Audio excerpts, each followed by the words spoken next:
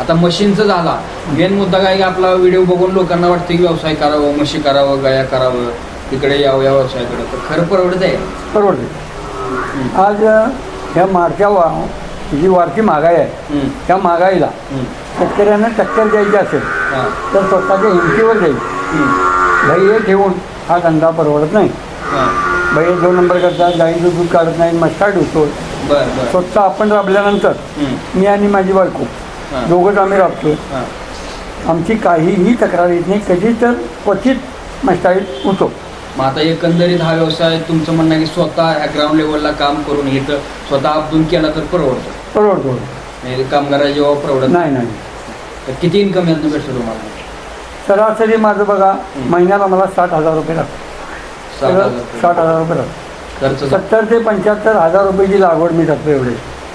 मग सगळं खर्च जाऊन 60-70 हजार. हो. तुम्हाला किती तास काम असतं इथं? सकाळी 2 तास, संध्याकाळी 2 तास.